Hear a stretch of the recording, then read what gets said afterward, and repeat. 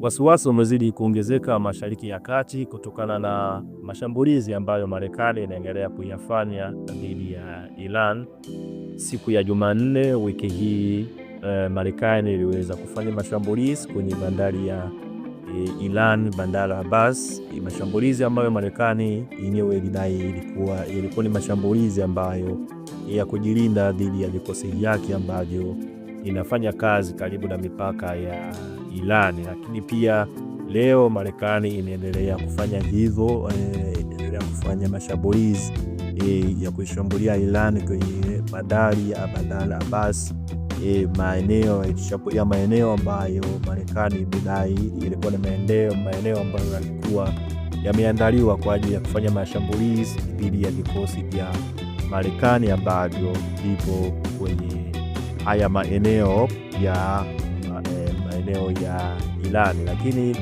Iran pia haijakaa kimya, imeweza kufanya mashambulizi kwa kujibu mashambulizi ambayo Marekani iliyafanya kwa kushambulia maeneo yenye maslahi ya Marekani ndani ya Kuwait, na hivyo kupelekea wasiwasi kuendelea kuongezeka katika nchi za Ghuba ya Uajemi. Tunafahamu kuwa kutoka ceasefire iliyoanza tarehe 8 ya mwezi Machi,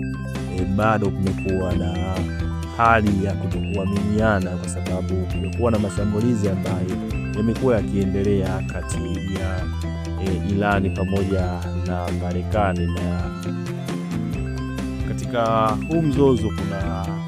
mambo kadhaa, au naweza nikasema mambo mawili au mambo matatu ambayo yanaonekana kuwa ni changamoto kuweza kuyapatia majibu. Kwanza kabisa ni kuhusu swala la mlango bahari wa Hormuz, bahari ambao hadi hivi sasa bado uko chini ya usimamizi wa Iran. Katika mapendekezo ambayo Iran imekuwa ikiyatoa ni kwamba mlango bahari wa Hormuz itakuwa chini ya usimamizi wa Iran pamoja na Oman, kitu ambacho Donald Trump bado anaonekana kutokubaliana nacho, akidai kuwa mlango bahari wa Hormuz ni eneo ambalo linapaswa kutokuwa na msimamizi wa aina yoyote. Lakini swala jingine ambalo linaonekana kuwa ni changamoto katika kufikia solution ya huu mgogoro au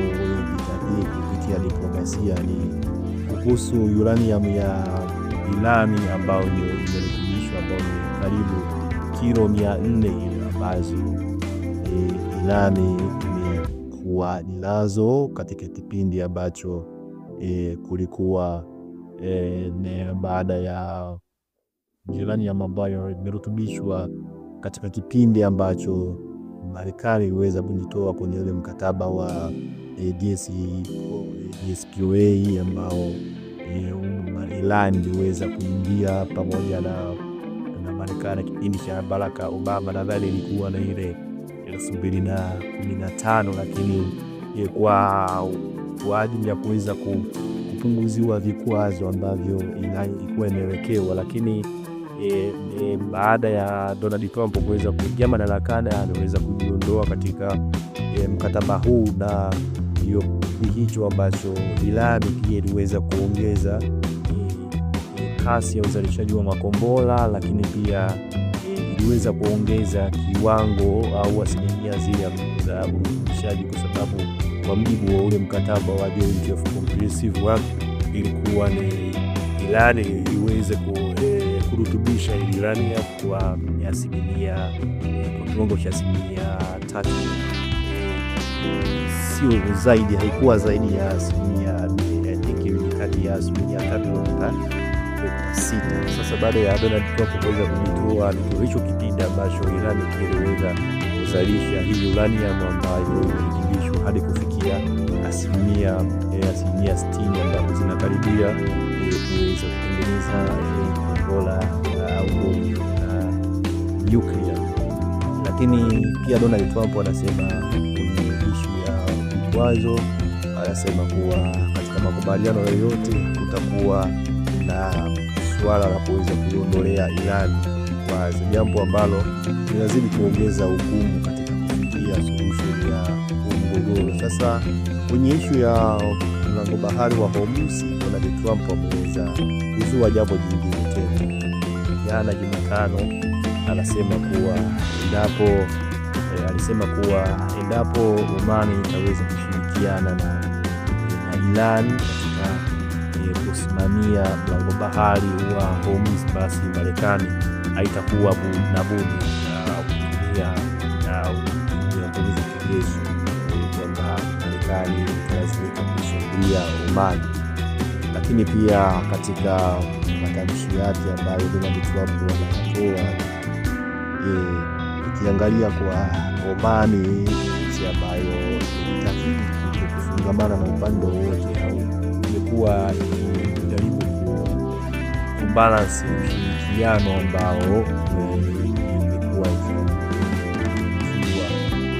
ikifanya kati ya Marekani pamoja na Oman, kwanza kabla ya mashambulizi ambayo Marekani na Israeli waliweza kuyafanya dhidi ya Irani ya Februari 28.